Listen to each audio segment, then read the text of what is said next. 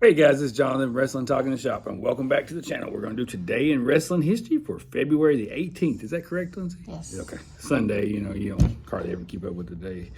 But anyway, in 1985, Liliana Kai defeated Wendy Richter for the WWF Women's title in Madison Square Garden at the WWF's War to Settle the Score house show. Richter would get a rematch for the title match a month later at the very first WrestleMania, where she was accompanied to the ring by the 80s pop icon, native and New York native Cyndi Lauper. On this day in 1989, Mildred Burke, one of the most famous women's wrestlers of all time, passed away at a stroke. She was 73 years old.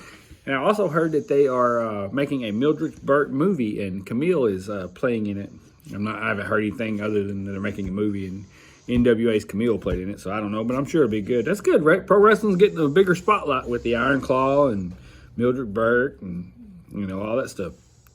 But anyway, on this day in 1991, during an interview segment at the TV tapings for WWF Superstars in Orlando, then WWF champion Sergeant Slaughter was asked about his part of the creative to build the WrestleMania 7 feud with Hulk Hogan.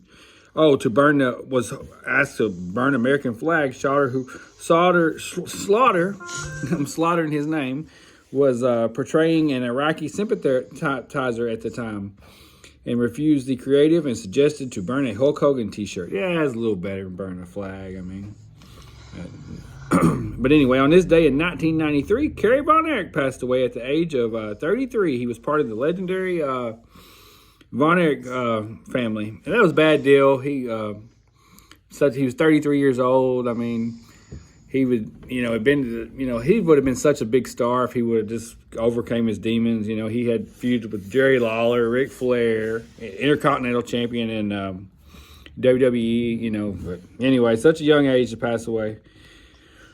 And on this day in 1995, Eddie Gilbert died of a heart attack at his home in Puerto Rico at the age of 33. These guys are young. Well, I'm glad we're past that in professional wrestling now for the most part. Anyway, on this day in 1996, Bret Hart retained the WWF champion against Diesel in the main event of In Your House 6 in a steel cage match in Louisville, Kentucky. This was the first ever pay-per-view in which the WWF had produced in the month of February, and it was at this time that Kevin Nash handed in his 90-day notice to leave for WCW.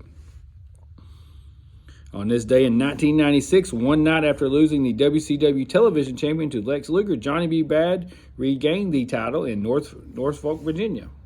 On this day in 2001, Scott Steiner retained the WCW World Heavyweight title against Kevin Nash in the main event of WCW Super Brawl in Nashville, Tennessee, out of a 2 out of 3 Falls Count Anywhere retirement match.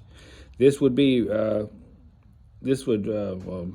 I don't know what that means, but that was a WCW pay-per-view. Anyway, on this day in 2002, in Chicago on WWF Raw, Stone Cold Steve Austin issued a challenge to the NWO. The Rock challenged Hulk Hogan, and Stone Cold would challenge Scott Steiner. On this day in 2003, Brock Lesnar defeated Charlie Haas and Shelton Benjamin and Kurt Angle in a gauntlet match at the WWE SmackDown taping in Indiana. Earlier on the card, WWE Cruiserweight Champion changed hands when Chavo Guerrero won a Cruiserweight Open Challenge match against Gregory Helms. On this day in 2007, John Cena and Shawn Michaels defeated Batista and Undertaker in the main event of No Way Out, Los Angeles, California. On this day in 2008, WWE announced the legendary Ric Flair would be inducted into the Hall of Fame. The night before WrestleMania 25, I believe that was 25, or 24, one or the other. It's XXIV, whatever. What is that? 24, okay.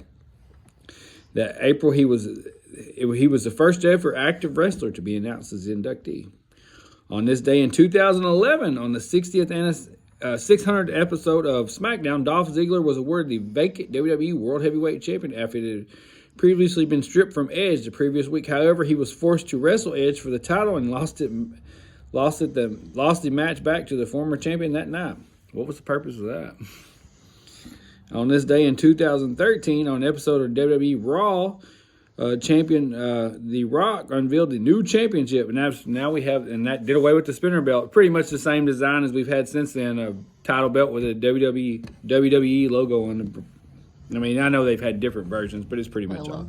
It's probably not going anywhere. I've seen all these pictures with all the NFL players with it and everything. Oh, it's not going anywhere. I mean, maybe Cody, if he wins it at WrestleMania, he might have his own little design. But anyway, on this day in 2015, Nelson Frazier, best known for his work in WWF as Mabel, Viscera, and Big Daddy V, passed away at the age of 43.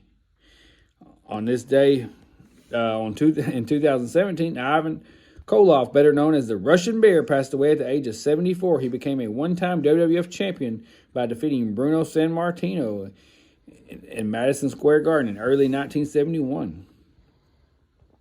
And that's going to wrap up today in wrestling history, guys. Thanks for watching. Like and subscribe. Hit that notification bell.